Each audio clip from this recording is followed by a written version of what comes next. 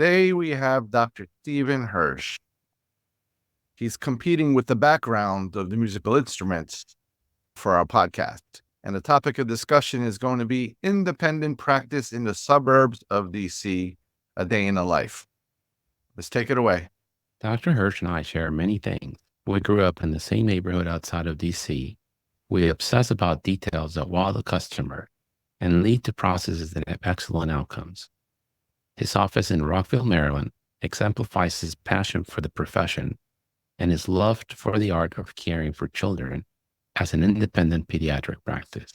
Stephen, it's a joy to have you in the podcast. Thank you. See you. It's a pleasure to be here.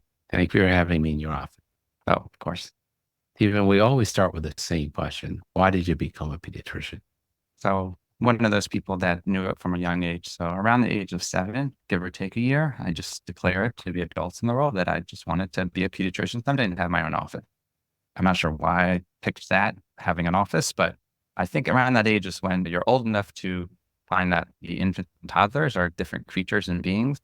And I find that little children, I love the way they're wired. They're hysterical, their antics, their thoughts, their enjoyment of the world. And there's nothing like it. So if you can have a career or that's what you do most of the day, it's wonderful. And going through the years, I like science, I like biology, the human body, fascinating. So it just made sense for that to be my career. And going through medical school and residency, general pediatrics always called out to me. And you're very intentional. And you pay a lot of attention to every detail in this office. What is the importance of attention to detail, intentionality, and the aesthetics of the office on your workday and your patient? Yeah, way back in 2007, when I decided to go out on my own and build an office, I had a vision, and I knew that I was going to be doing this for the next 30 or 40 years. And I had that idea and thought. And so I thought, well, if I'm going to do this for several decades, let me try to get it right. And let me have this vision. Let me work through it. Very supportive wife. We just had one little child back then, so it was easy to branch out.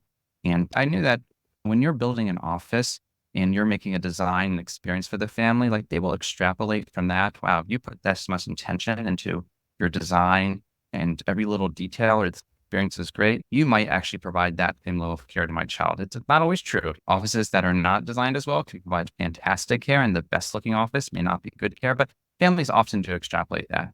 And I think that's just been something that I've always thought about. What can add to the experience of my patients, my families?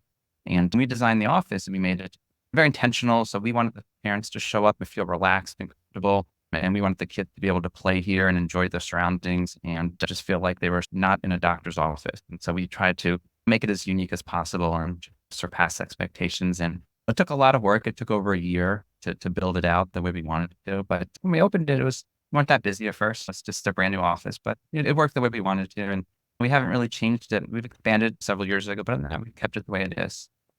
Do you think that has helped you recruit support staff and maintain them here longer? Yeah, I do think the environment and the environment you create, the physical space, as well as the atmosphere of your employees, it does create a feeling that sometimes makes families want to be here and join here, and your team members, your support staff, and your doctors also want to be here. So I think it's been helpful, and just to how we invest in the practice, the aesthetic.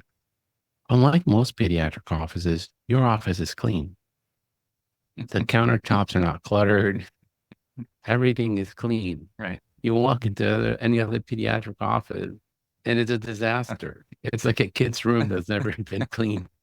Sometimes a little OCD is helpful. And I do walk into the office most days and I'm just going to walk up and make sure I don't trip anything, but I'll kind of do this and just look at the floors and the ceiling just to make sure everything is where it should be. And when we get it right, we leave it. But yeah, no, I'm not a clean freak or a germaphobe, but I do think it's important for things to be a certain way and to maintain it.